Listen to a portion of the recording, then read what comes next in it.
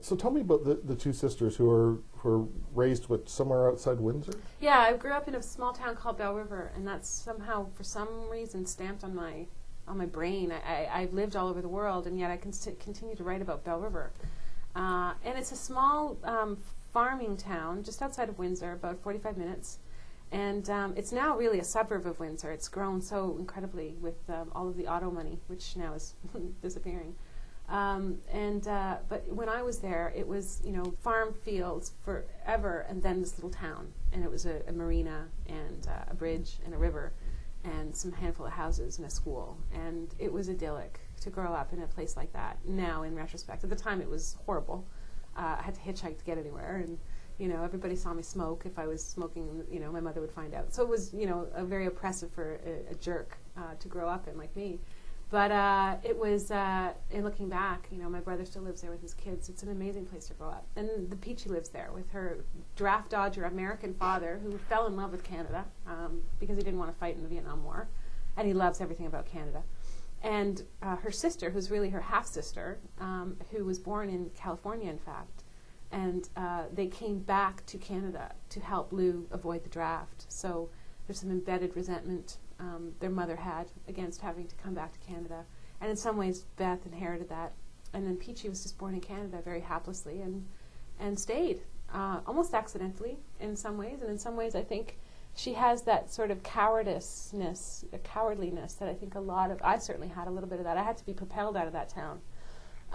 That change was too frightening. So, the more things change, the more things frighten her. So she just decided to get pregnant at 20 and continue on in a small town.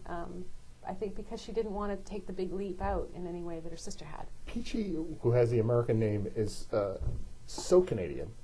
And Beth, who's, Beth, it's such a nice name. It sounds Canadian. It is so, well, not just American, she's New York City. Mm-hmm. She really is. Yeah. She's at the next table over with Samantha and the girls in Sex and the City. Yeah. And she's just, Although under the table more than at she the table. Yeah, that had problems. Yeah. Which is funny because you mentioned the Sex and the City aspect. Because in some ways that's how I started out describing and seeing Beth in a kind of shallow way. Writing it, my motive for writing it was money and to sort of capitalize on this appetite at the time, 7 years ago, for that kind of fiction for women.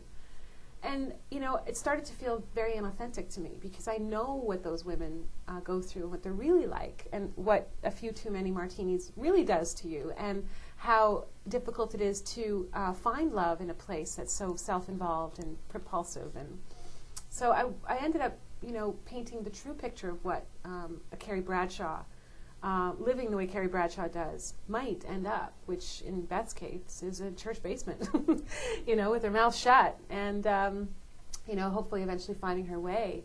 But that's not a glamorous lifestyle. It sounds and seems like it on one level, but it isn't really. And Peachy's the only person that actually in Beth's life that sees that understands underneath her sister's, so-called glamorous life is a very scared, very angry, very screwed up woman who is starting to realize that, things don't always go her way.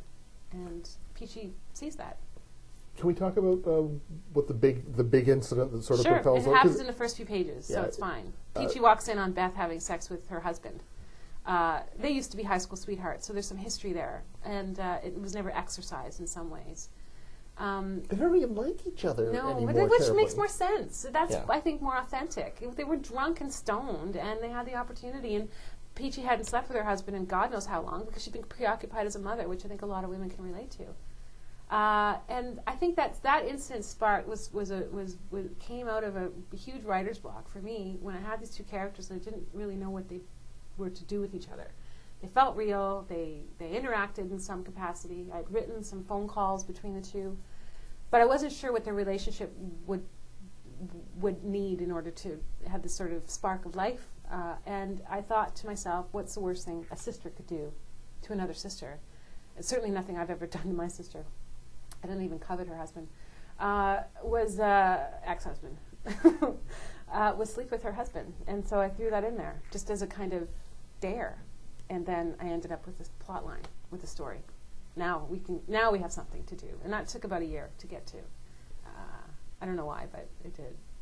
But yeah, and I think it is the worst thing you could do. But I think that, you know, in the case of Peachy and Beth, it's layered. It's not a simple matter of straight up, you know, jerky infidelity. It has a kind of history to it.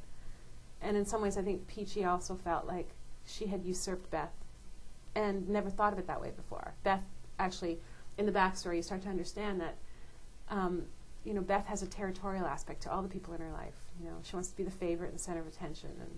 And in some ways, she, I think, probably felt that Peachy's husband was fair game. The book is The Almost Archer Sisters, a novel. I've been speaking with the novelist Lisa Gabriele and The Almost Archer Sisters, published by Anchor Canada.